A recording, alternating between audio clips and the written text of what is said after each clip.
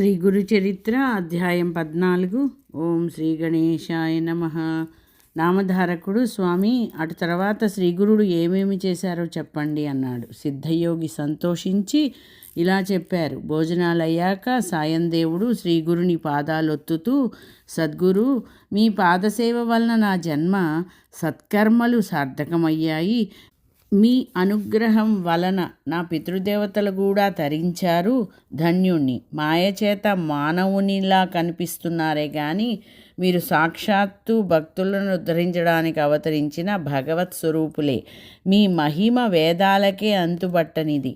అట్టి మీకు సేవ చేసే అవకాశం నాకు అనుగ్రహించి నా వంశాన్ని పావనం చేశారు. కానీ నాదొక విన్నపం ఉన్నది. ప్రస్తుతము నేనొక కష్టంలో ఉన్నాను. వేరు దారి లేక యవనరాజు సేవలో ఉన్నాను. అతడు నరరూప రాక్షసుడే.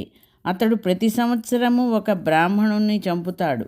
నన్ను బలివ్వాలని తలచి ఇంతకు ముందే ఒక కబురు పంపాడు. నేను ఇప్పుడు అతని వద్దకు వెళ్ళాలి. తప్పదు. నన్ను మీరే కాపాడాలి అన్నాడు. శ్రీగురుడు అతని తలపై చేయి పెట్టి ఆశీర్వదించి, నాయనా, భయపడకు. ఆ యవనుడు నిన్నేమీ చేయలేడు. భగవంతుడు సర్వానికి యజమాని. నీవు అతడి చేత సత్కరింపబడి సంతోషంగా తిరిగి వస్తావు. నీవు వచ్చేదాకా మేమిక్కడే ఉంటాము. దీర్ఘాయుష్మాన్ భవ అని పంపారు. సాయందేవుడు శ్రీగురుని మాటలు విని సంతోషంతో యవనరాజు వద్దకు వెళ్ళాడు. తాను కబురు పంపగానే రాకుండా ఆలస్యం చేసినందుకు కోపంతో రాజు అతనిని చూస్తూనే లోపలికి వెళ్ళాడు. సాయందేవుడు భయంతో శ్రీగురుని ధ్యానించాడు.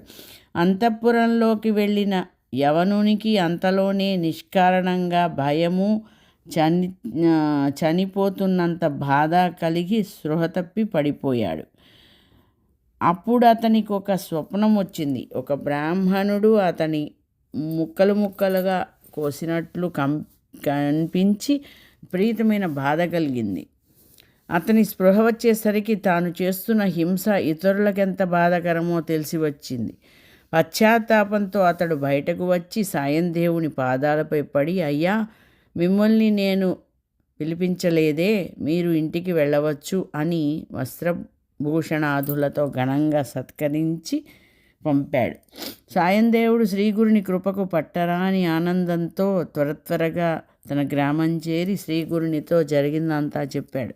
ఆయన సంతోషించి, నాయనా, మేము పుణ్యతీర్థాలు దర్శిస్తూ దక్షిణ దిక్కుగా వెళ్తాము అన్నారు. అతడు నమస్కరించి, స్వామి, నాకు మీరు ప్రసాదించిన ఈ జీవిత శేషాన్ని మీ సేవకే అంకితం చేస్తాను. అనుగ్రహించండి.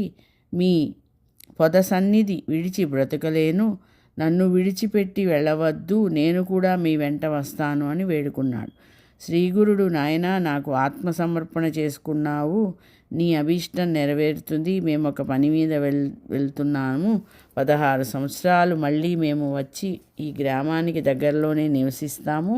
నీవు అప్పుడు సకుటుంబంగా వచ్చి దర్శించుకోవచ్చు. అంతవరకు ఇక్కడే సుఖంగా ఉండు అని ఆశీర్వదించి శిష్యులతో కలిసి పాదాచారి అయి అనేక పుణ్యక్షేత్రాలు దర్శిస్తూ వైద్యనాథం చేరారు. అక్కడ ఆయన కొంతకాలం గుప్తంగా నివసించారు. అది విని నామధారకుడు, స్వామి, అప్పుడు శ్రీగురునితో అనేక మంది శిష్యులు ఉన్నారు కదా, వాళ్ళు ఎక్కడున్నారు?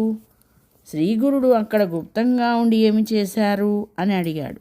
శ్రీ దత్తాయ గురవే నమః. శ్రీ శ్రీపాద శ్రీవల్లభాయ నమః. శ్రీ నృసింహ సరస్వత్యై నమః. శ్రీ గురు చరిత్ర అధ్యాయం 14 సంపూర్ణము. జై గురుదత్త. స్వస్తి.